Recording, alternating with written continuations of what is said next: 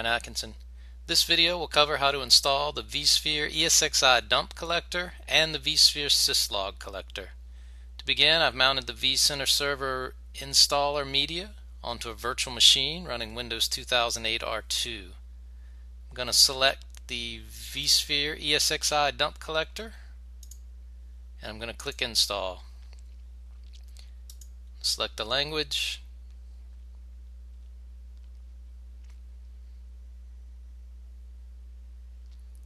Select Next on the welcome screen. Accept the terms of the end user license agreement. I'm going to configure the ESXi dump collector install files to C program files. The repository directory I'm going to change to my G drive, which is a drive with much more space.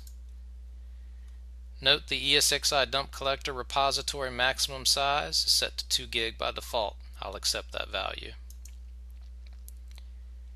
I'm going to do a vCenter server installation, which will integrate the ESXi dump collector with my vCenter server. Provide the fully qualified domain name and credentials for the vCenter server and click Next to continue. Accept the warning about the self-signed certificate. You can specify the ESXi dump collector server port. The default is 6500. Specify how you would like the dump collector to be identified on the network. I'm going to choose the fully qualified domain name. And I'm going to click Install to begin the installation of the ESXi dump collector. Click Finish when the install is complete. Now we'll select vSphere syslog collector and install it. We'll select our language.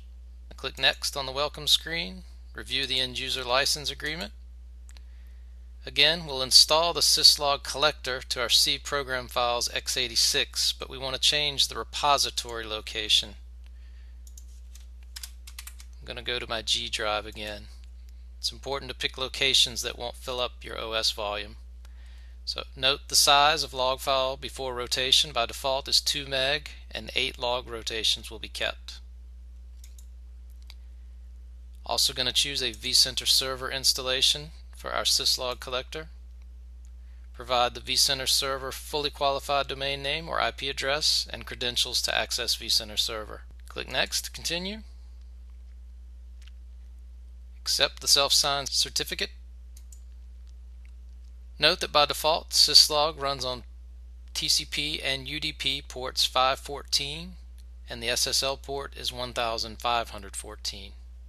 I'm going to accept the defaults. I'm going to use the fully qualified domain name to specify how syslog collector will be identified on the network. And I'm going to click Install to begin the installation. Once vSphere syslog collector is installed, the installation is complete. Configuration now needs to be completed on each ESXi host. To configure the syslog settings for each ESXi host, one of your options is to connect directly to the ESXi host with the vSphere client. Once connected, select the Configuration tab and in the Software panel, choose the Advanced Settings option. In the Advanced Settings window, scroll down to Syslog, expand the options, and select Syslog Global. Locate the syslog.global.log host entry and enter the following path: UDP:// the IP address of the system where the syslog collector is installed, :514. So you're accessing the syslog collector server on port 514 with the UDP protocol. Select OK to save these changes. For the core dump collector settings, you will need access to the ESXi shell. You can see here I have connected to my ESX host via putty, and I will now run the first command, which is esxcli system core dump network get. So currently we're not enabled, nothing is set up. We need to configure the core dump settings. So we'll press up arrow, we'll change our get to set, we'll provide interface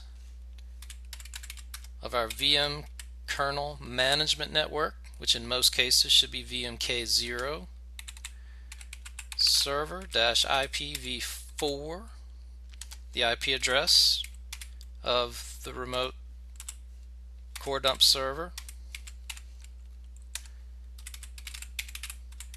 and the server port that the core dump server is listening on.